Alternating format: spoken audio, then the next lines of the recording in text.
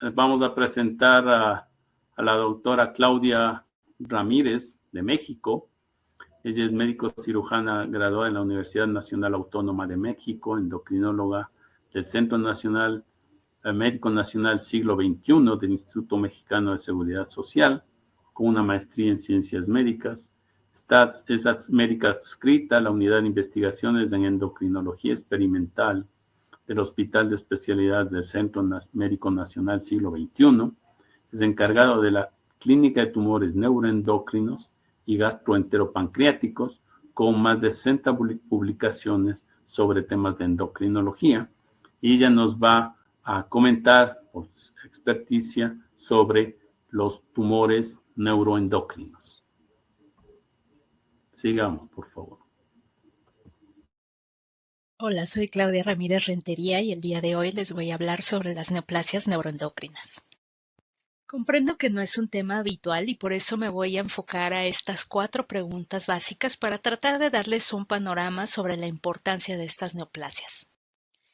Lo primero sería tratar de saber qué tan frecuente es que vean neoplasias neuroendocrinas en su consulta cotidiana. Y las respuestas pueden ir desde nunca he visto ninguna hasta son parte de mi práctica cotidiana. La mayor parte de los especialistas en salud consideran que no es frecuente verlos en su práctica cotidiana, y por eso es que se siguen considerando neoplasias raras. El símbolo de las enfermedades raras es la cebra, recordando que en medicina nos enseñan que cuando escuchemos galopar debemos pensar primero en caballos y no en cebras. Sin embargo, olvidan decirnos que también debemos de recordar a las cebras. Aunque no sea la primera opción en nuestro diagnóstico diferencial, no debemos olvidar que existen, ya que la vida de todos los pacientes es importante y el diagnóstico diferencial también las incluye. La pregunta de si son realmente raras estas neoplasias va a depender del criterio que utilicemos para definir una enfermedad rara y vemos que no hay un consenso. En Estados Unidos solamente se habla de una enfermedad rara cuando afecta a una o menos de una en 200,000 personas. Ellos hablan más de prevalencias, mientras que en Europa solamente se habla de una en 2,000 personas, pero no se aclara muy bien si se trata de casos nuevos o casos prevalentes. En Estados Unidos, esta serie de SEER que sigue a todos los pacientes con neoplasias tiene un buen seguimiento debido a que utilizan los códigos internacionales del CIE-10 y el CIE-11 y se ha visto que en las últimas décadas las neoplasias neuroendocrinas han incrementado el diagnóstico de casos nuevos de incidencias por 100,000 habitantes desde 1 en 100,000 hasta 6 por 100,000, incluso 7 u 8 por 100,000 casos nuevos cada año. Y esto no va de la mano con un incremento en el diagnóstico de todas las neoplasias, es decir, que todas las otras neoplasias más o menos se han mantenido estables en cuanto a los casos nuevos, mientras que las neoplasias neuroendocrinas han incrementado su incidencia. Eso tiene que ver en parte también con la situación de que ahora conocemos más sobre esta enfermedad. Sabemos que hay personas famosas como Steve Jobs o Aretha Franklin que fallecieron a consecuencia de tumores neuroendocrinos en el páncreas y bueno, eso incrementa también el conocimiento que tenemos sobre estas enfermedades, tanto para el público general como para los médicos.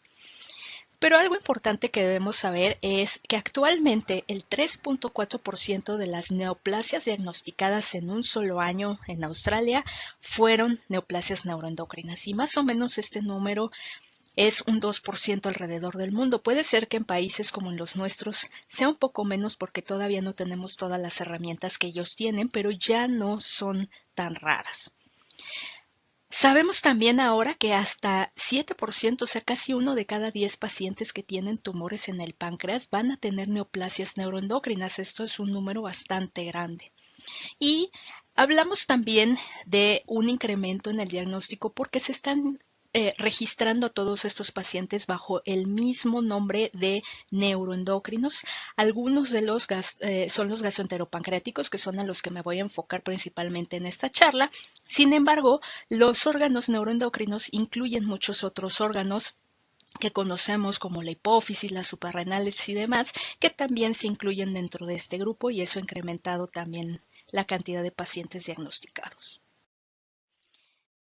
Son las neoplasias neuroendocrinas. Bueno, son aquellas que surgen de las células neuroendocrinas y las células neuroendocrinas tienen muchas funciones reguladoras dentro de nuestro cuerpo. Conocemos entonces, les decía, algunos órganos como la hipófisis, las suprarrenales, que son francamente neuroendocrinas. Sin embargo, hay muchos otros órganos que no conocemos como órganos neuroendocrinos. Sin embargo, tienen estas células. El intestino, el pulmón, los paragangliomas que surgen de las células cromafines en algunos lugares que conocemos como glomus y demás, también se consideran neuroendocrinas. Entonces, sabemos que pueden existir estas neoplasias a cualquier nivel, incluso en órganos que no consideraríamos tradicionalmente neuroendocrinos. Vemos aquí que a nivel gastroenteropancreático son 2/3 partes de estas neoplasias y tenemos una tercera parte más o menos también a nivel del tórax o broncopulmonar. Pero tenemos en muchos otros sitios que no se constituyen como un órgano neuroendocrino y que también podrían tener tumores con esta diferenciación. La pregunta número 2 es, si son raras, entonces, ¿por qué deberían de interesarme? Bueno, pues aunque vimos que no son tan raras, siguen siendo consideradas dentro de ese grupo para la mayor parte de los sistemas de salud y para investigación y demás. Sin embargo, debemos de saber que aunque la incidencia es baja, la sobrevida, la prevalencia de estos tumores es alta. Muchos de ellos pueden vivir más de 10 años, 20 años, 30 años y fallecer a consecuencia de otras enfermedades, y esto representa casi el 40% de los pacientes con estas neoplasias, considerando todos los sitios y tipos de tumores. Pero esta sobrevida puede incrementarse a más del 90% a 10 años en aquellos casos en los que detectamos que son bien diferenciados, que están in situ o localizados y que por lo tanto los diagnosticamos tempranamente. Entonces, realmente estos son los pacientes que nos interesan a todos, encontrarlos rápidamente. Los casos acumulados entonces han ido subiendo, pero muchos de ellos han sido diagnosticados en estas etapas tempranas o localizadas. Sabemos que siguen existiendo muchos pacientes que se diagnostican en etapas muy tardías o muy avanzadas y en ellos la sobrevida también ha ido incrementando, aunque no al nivel de aquellos pacientes como los que detectamos tempranamente. ¿Qué va a pasar entonces si me detectan una enfermedad rara en una etapa muy temprana, me la quitan, me curo, por decirlo entre comillas? Bueno, pues vivir más me va a permitir desarrollar otras enfermedades, y el hecho también de estar bajo supervisión estricta de un equipo multidisciplinario nos va a permitir detectar otras enfermedades. Yo, siendo endocrinóloga, obviamente tengo un interés especial en las enfermedades o en las comorbilidades endócrinas, y vemos que existe una gran cantidad de pacientes que desarrollan enfermedades comunes como la diabetes, la osteoporosis, dislipidemia, pero también hay otras consecuencias no endócrinas relacionadas a estas neoplasias que son de importancia para todos los médicos especialistas y de primer contacto. ¿Por qué? Porque entonces la mortalidad con una o más comorbilidades va a incrementar de manera importante. Como vemos aquí en estas cohortes, el riesgo se incrementa 3, 4, hasta 5 veces más dependiendo del tipo de comorbilidad que tengamos. Esto es sobre la mortalidad que tendría personas que no tienen estas neoplasias neuroendocrinas. No existen recomendaciones específicas para detectar estas enfermedades en personas con neoplasias neuroendocrinas. Sin embargo, sabemos que como son muy frecuentes y son enfermedades que se detectan fácilmente, por ejemplo, una química sanguínea, una densitometría, los pacientes deben de seguir las guías de escrutinio para las enfermedades que se debe de tener en la población general. Es decir, realizar su Papá Nicolau, su detección de cáncer de mama, sus detecciones de diabetes, de acuerdo con las indicaciones que existen localmente para realizarlo. La diferencia es que estos pacientes, pues como están en vigilancia por una neoplasia, muy probablemente sí lo hagan, a diferencia de otros pacientes que se consideran a sí mismos sanos. En esta diapositiva quiero presentarles un ejemplo de lo que representa una comorbilidad común como la diabetes en una enfermedad rara. Tenemos aquí esta cohorte en China con 190 pacientes con tumores neuroendocrinos pancreáticos. Sabemos que China tiene una gran población y por lo tanto sus series son bastante grandes. En ellos se encontraron que 11.6% de los pacientes tenían diabetes de larga evolución antes del diagnóstico de la neoplasia neuroendocrina, pero adicionalmente un 8.4% de los pacientes tuvieron diabetes más o menos al momento del diagnóstico o poco después del diagnóstico. También casi una cuarta parte tenían intolerancia a los carbohidratos.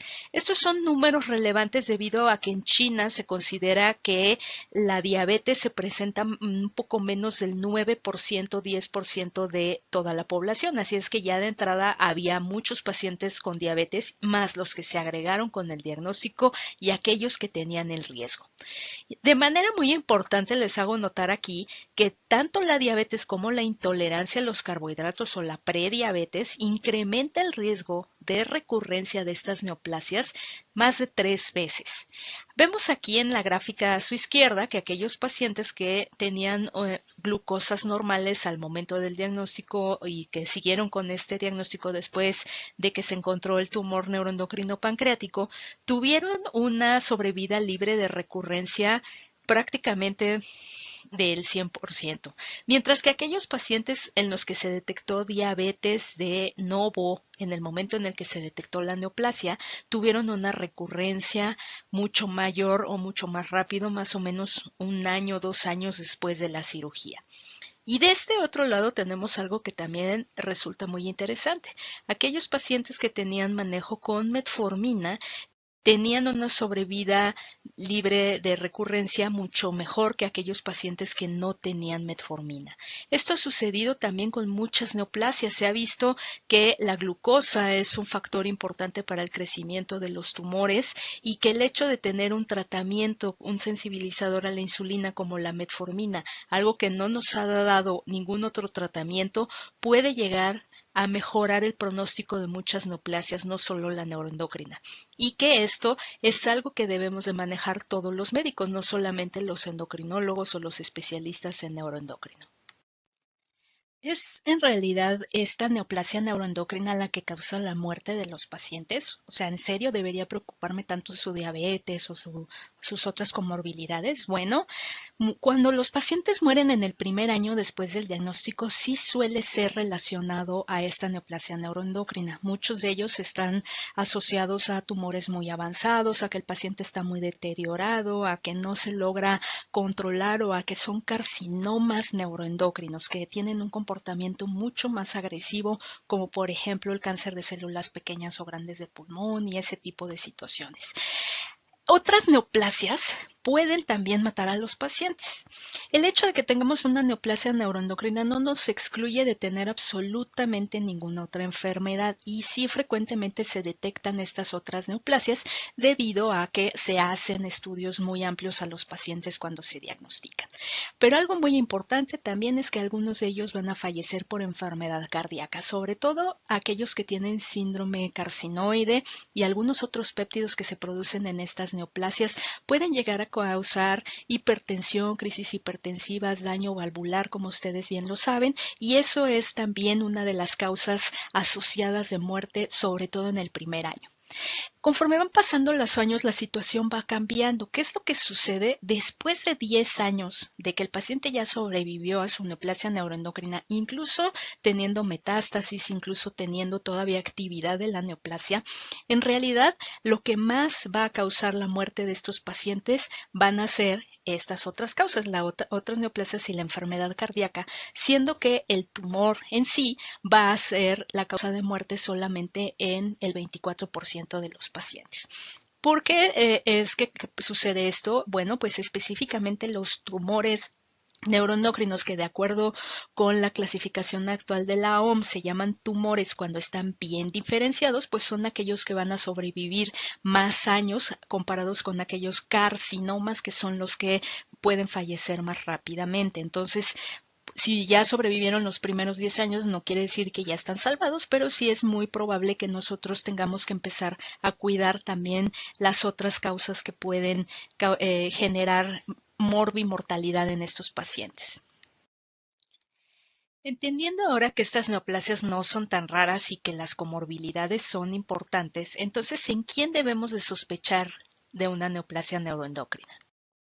Si nosotros regresamos a nuestros libros de pregrado, vamos a encontrar el síndrome carcinoide clásico, porque también hay un atípico y el típico, ¿no? Pero lo clásico es que se presente diarrea crónica progresiva, eritema y cambios cardiovasculares. Las características de este eritema es que se presentan principalmente en las zonas expuestas al sol y que es un eritema seco y caliente. Esto significa que el paciente siente esa sensación de calor, pero no suda, a diferencia de lo que sucede con un bochorno. Y sí predomina en las zonas expuestas al sol, aunque se puede presentar en cualquier otro lado. La diferencia es que dura solamente unos minutos, porque pudiera ser que dijéramos, bueno, pues eso es una farmacodermia o es algún otro tipo de cuestión alérgica. Sin embargo, esto va desapareciendo una vez que se pasa el evento.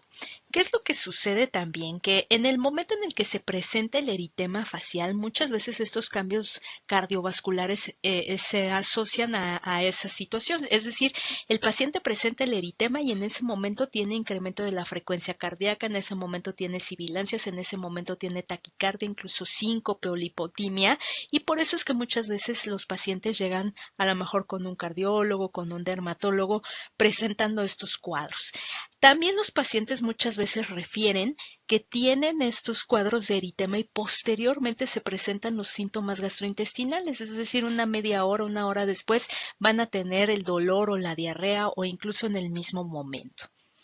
Y estos son datos importantes porque van siendo progresivos, van siendo muy insidiosos. Puede ser que al principio no se presenten, puede ser que se vayan incrementando la cantidad de eventos durante el día, la duración de estos eventos o la asociación de síntomas, y por eso es que muchas veces los pacientes no son diagnosticados tempranamente porque son síntomas muy inespecíficos que, a menos que estén asociados los tres y los veamos en un cuadro claro como lo que sucede en este caso, pues raramente vamos a sospechar de un síndrome carcinoide en la primera consulta. Pero siempre hay un pero.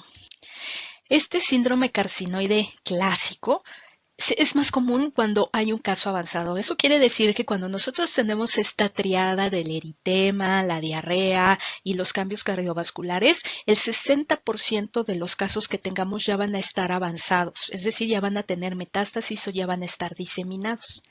Y además, no todos los pacientes leen el libro antes de enfermarse. No todos son cuadros clásicos o completos. No todos presentan esa triada característica y puede ser muy insidioso. Les comentaba que pueden tomar años incluso para que se desarrolle el cuadro completo. Además de que no es el único síndrome funcional hormonal conocido de esto, y lo más importante es que la mayor parte de las neoplasias neuroendocrinas que se diagnostican actualmente, el 90% van a ser no funcionantes, es decir, no van a producir hormonas que nos generen un cuadro hormonal clásico. Por eso es que los endocrinólogos no los estamos diagnosticando tanto, los están diagnosticando otros especialistas. Porque previamente el diagnóstico se hacía, les comentaba, en una fase muy avanzada. El tumor puede ir creciendo a lo largo de años. Vemos aquí la evolución 10, 15, 20 años. Dar metástasis también en una etapa muy avanzada. Incluso teniendo metástasis no necesariamente vamos a tener el cuadro. Y cuando se presenta el cuadro es porque ya tenemos una masa crítica tumoral. Ya pasamos una cierta cantidad de reservas que tiene el cuerpo para defenderse de estas hormonas, para contrarrestar los efectos adversos de ese exceso de hormona.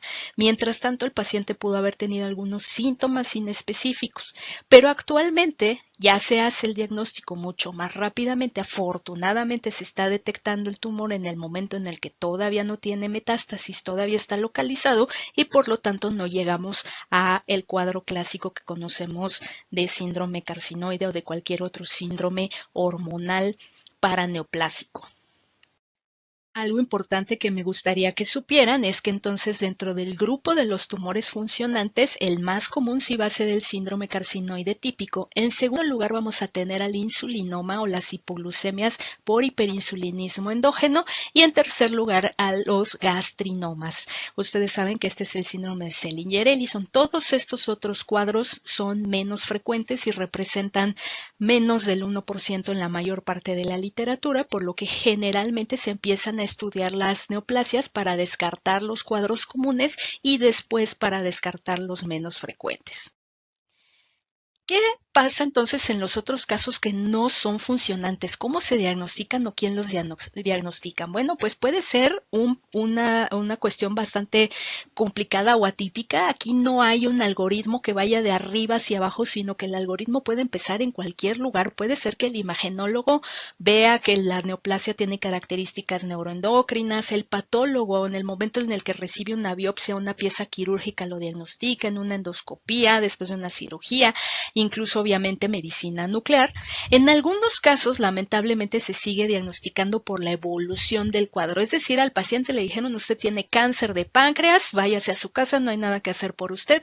Un año después, el paciente regresa, está vivo. ¿Cómo es esto posible? Bueno, pues en ese momento es cuando se empieza a sospechar que a lo mejor no era un adenocarcinoma, sino que era una neoplasia neuroendocrina. Y la herencia, sabemos que estas neoplasias pueden asociarse a cuadros sindrómicos como la neoplasia endocrina múltiple, el síndrome de von Hippel-Lindau y muchos otros cuadros importantes que si hay en la familia, nosotros tenemos una buena historia clínica. Por eso es que incluso también el trabajo que hacen nuestros alumnos, nuestros internos o nosotros mismos recolectando esta información es súper importante para abordar a estos pacientes.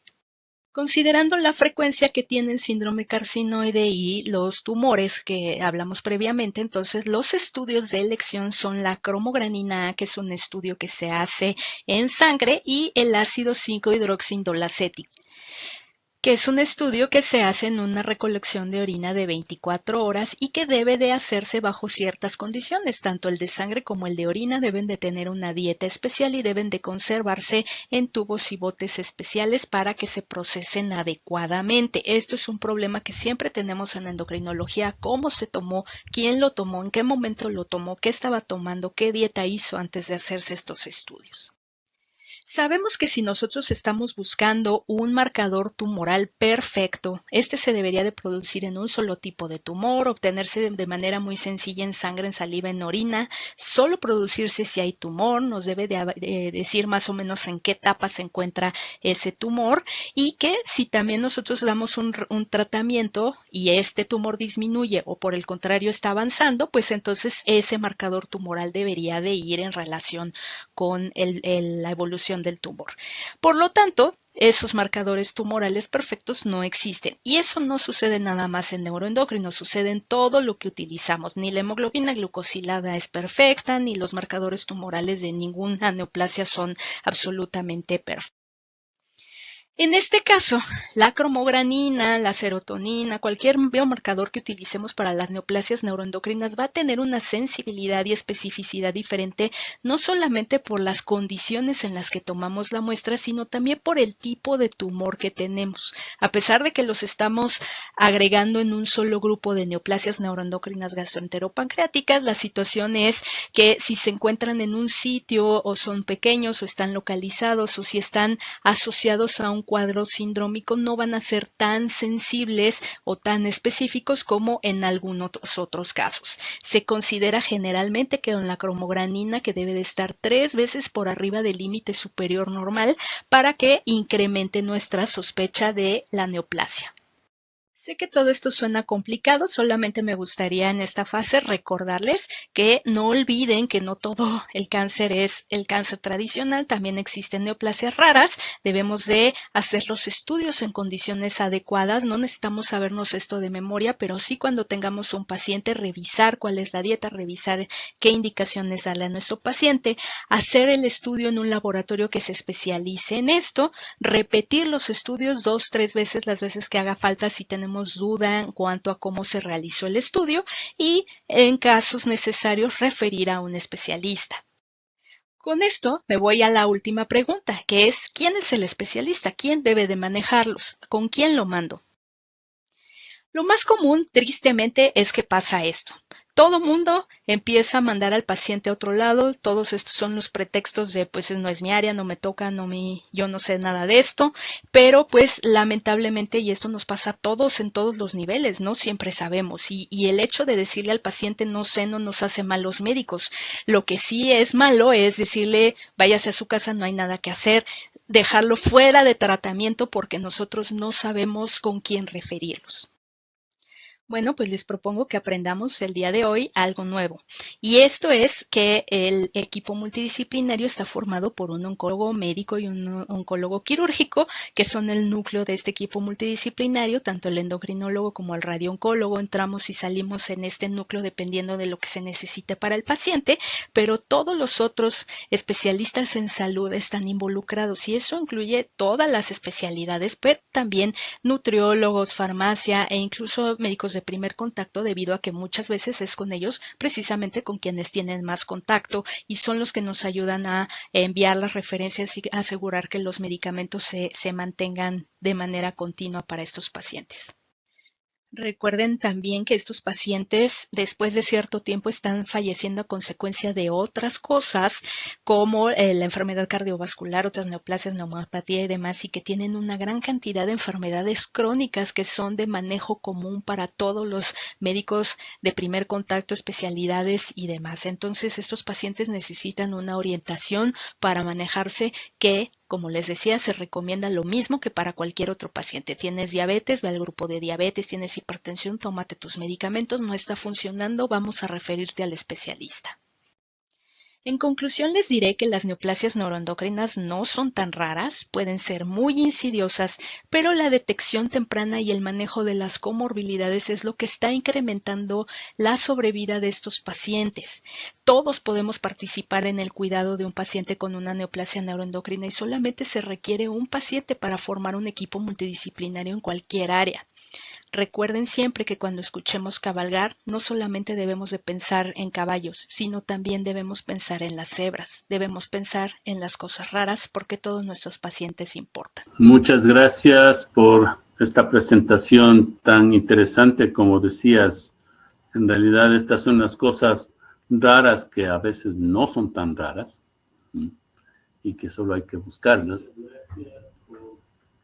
Yo tengo una pregunta y tiene que ver con, a veces estos tumores son los que los encontramos como un incidentaloma, ¿sí? Yo tengo una referencia de un paciente, no tengo consultas del auditorio, así que me voy a permitir hacer una mía. Tengo un paciente con un incidentaloma suprarrenal, ¿ya? En el cual la cromogranina, o sea, no tiene sintomatología, es de esos grupos que tú ponías asintomáticos o no productores seguramente. La cromogranina no está en esos niveles que tú señalabas, pero ha aumentado. No está en más de 3 veces, pero sí ha aumentado. ¿Cuál es el manejo de estos pacientes? Inicialmente se pensó en un feocromocitoma, etcétera, pero al final no tiene todos los marcadores de esos normales, excepto la cromogranina. Sí, de hecho es un problema importante en endocrinología, que todos los órganos endocrinos tienen mucha probabilidad de desarrollar neoplasias y tumores. Y conforme van pasando los años se va incrementando también la probabilidad de encontrar estos incidentalomas, y que afortunadamente la mayor parte de ellos son benignos y que no son funcionantes y que no requieren mayor tratamiento, ¿no?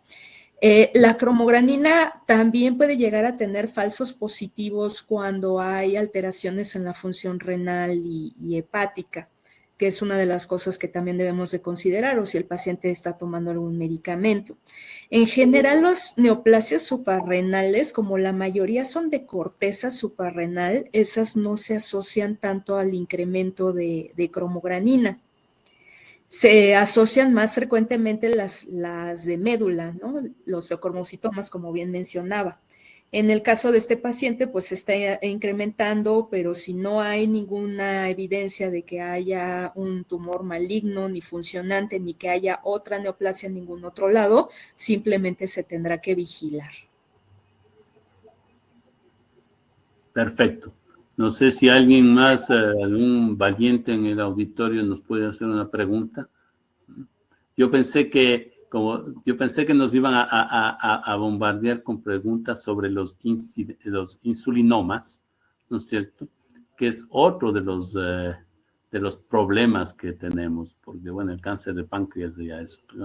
Pero cuando tenemos esas hipoglicemias y sospecha de insulinoma, es otro de los... Claro. Sí, bueno, hay nada más una pregunta de cuál es la probabilidad de que una neoplasia neuroendocrina reaparezca.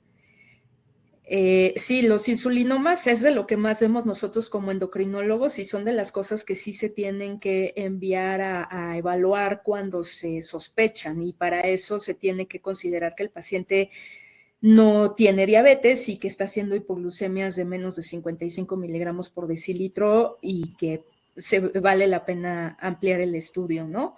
En cuestiones de los tumores, de las neoplasias neuroendocrinas gastroenteropancreáticas, la probabilidad de que reaparezca o recurra un tumor va a depender mucho del reporte de patología y por eso es que es importante que tengamos toda la información disponible o que también se la demos a nuestro patólogo, porque muchas veces ellos, si no tienen información clínica, también están limitados. Entonces, en el caso de los tumores neuroendocrinos, o sea, los bien diferenciados, la probabilidad es menor, pero aún así no es cero. O sea, incluso un tumor bien diferenciado, grado 1, que es decir, tiene menos de 2% de mitosis, puede tener metástasis y puede recurrir a largo plazo. Entonces, las recomendaciones es que después de que se haya quitado una neoplasia de este tipo, se hagan evaluaciones por lo menos los primeros 2, 3 años y va a depender, ¿no? Del grado 1, 2 o 3, dependiendo de la clasificación de la OMS. Si se hacen los estudios en el primer año cada 3 a 6 meses, dependiendo del caso, y después una vez al año, y se tienen que seguir evaluando muchas veces de por vida, precisamente por la posibilidad de que aún, lo más frecuente es que en los primeros 5 a 10 años se detecte una recurrencia o una metástasis, pero pueden surgir incluso 20 años después. Bueno, muchas gracias, Claudia, por tu participación. Ha sido un gran placer conocerte y que nos comentes sobre estos temas tan interesantes de los tumores neuroendocrinos.